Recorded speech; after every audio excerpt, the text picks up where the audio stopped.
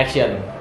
Teman-teman coba perhatikan sebuah berita yang sama. Let's say, berita dugaan korupsi MBG itu bisa muncul di TV, tapi juga di koran, kemudian di TikTok, di Instagram, Facebook, bahkan YouTube Shop. Kok bisa sih, Pak? Nah, itu dia. Ini yang kita bahas dalam modul kali ini tentang produk dan platform jurnalistik. Simak ya. Ya, teman-teman, sebelum kita bahas lebih lanjut, kita harus paham dulu apa sih itu produk jurnalistik. Produk jurnalistik adalah segala bentuk karya jurnalistik di mana data dan fakta sudah terkonfirmasi kebenarannya. Nah, kemudian dipublikasikan oleh media, entah itu cetak, elektronik, atau digital.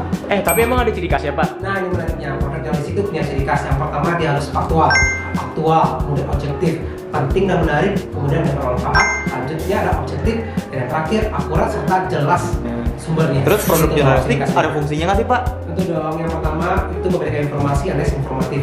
Yang kedua dia bersifat edukatif atau memberikan pencerahan ilmu atau pendidikan kepada siapa aja yang menyaksikannya. Selanjutnya ada persuasif. Ya, ibarat kata dengan opini kita bisa memberikan pengaruh terhadap kebijakan-kebijakan editorial atau kebijakan sebuah negara, katakanlah begitu. Nah, fungsi selanjutnya ada hiburan, dan yang paling penting adalah watchdog atau sebagai pengawas dari kebijakan-kebijakan yang dibuat oleh para stakeholder negara ini. Nah, untuk produk jurnalistik seperti biasa susunan beritanya seperti yang kita bahas sebelumnya itu ada seperti piramida terbalik. Namun sebelum piramida terbalik ada yang namanya judul berita, kemudian telik berita atau kepala berita, lalu disambung dengan badan berita, dan diakhiri dengan kaki atau ekor berita. Gitu. Nah, sekarang kita membahas tentang produk jurnalistik. Ada banyak. Yang pertama kita bicara tentang straight news. Apa sih? Straight news adalah laporan singkat yang mengutamakan kecepatan data dan fakta dari sebuah peristiwa. Ringkas, padat, sederhana, dan mengutamakan konsep piramida terbalik.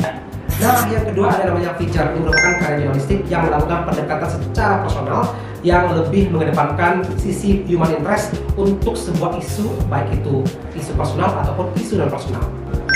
Baik, yang ketiga teman-teman ada yang namanya opini. Opini berisikan tulisan yang berisikan pandangan sama penulis terhadap isu tertentu, biasanya dari redaksi sebuah media. Nah, selain produk berita dasar tadi juga ada liputan mendalam. Sebut saja ada investigasi, kemudian deep reporting dan interpretative reporting. Apa aja sih mereka? Apa tuh, Pak? Nah, yang pertama investigasi. Investigasi ini untuk menguak sebuah peristiwa.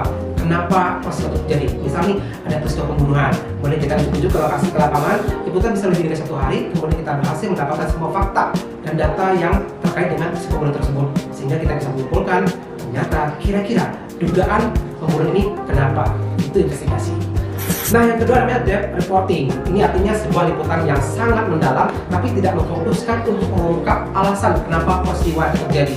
Narasumbernya banyak, datanya banyak, sehingga angle-nya pun jadi lebar. Masyarakat pun mendapat informasi yang begitu pas. Itu namanya depth reporting. Baik, yang terakhir namanya interpretative reporting. Ini apa lagi nih? Nah, teman-teman, ini merupakan liputan mendalam tentang sebuah isu, dimulai dari fakta dasar, kemudian fakta pendukung, serta hal-hal penting lain terkait dengan fakta dasar. Contoh, harga cabai naik. Kira-kira kenapa sih harga cabai naik? Apakah karena cuma faktor cuaca doang? Atau adanya gagal panen di sentra produksi? Nah, itu yang dimaksud dengan interpretative reporting. Dari isu yang harga cabai ini ternyata merembet ke arah cuaca, bahkan kondisi tanah di sentra produksi cabai tersebut. Itu dia. Selanjutnya ada yang namanya soft news. Beritanya biasanya ringan, menghibur, menarik, tapi nggak terlalu penting untuk disiarkan di jam-jam utama. Tapi rasanya rugi aja kalau nggak disiarkan. Nih, contohnya nih yang baru-baru terjadi, Lisa Blackpink ke Gap lagi jalan-jalan di salah satu mall di Jakarta Selatan. Nah, selanjutnya adalah produk foto dan video jurnalistik. Yes, tidak perlu panjang-panjang menulis berita, cukup dengan satu video atau satu foto, semuanya sudah bercerita. Jangan lupa, captionnya berisikan 5W1H. Baik teman-teman, bicara jurnalisme digital, pasti kita akan membahas tentang konvergensi. Konvergensi secara sederhana adalah penggabungan berbagai media, ada cetak, ada digital, ada elektronik, dalam satu media yang terintegrasi akibat kemajuan teknologi. Simpelnya adalah perubahan pola konsumsi konsumen yang menyaksikan televisi di handphone, radio di handphone, baca koran nggak lagi di koran tapi di handphone. Kurang lebih seperti itu. Termasuk dalam platform jurnalistik ada cetak, ada elektronik, ada digital. Platform cetak itu apa aja sih, Pak? Baik, platform cetak untuk produk jurnalistik melibatkan majalah, kemudian koran, ada tabloid juga, di mana ada gabungan teks dan foto yang terintegrasi menghasilkan sebuah informasi di dalam produk itu.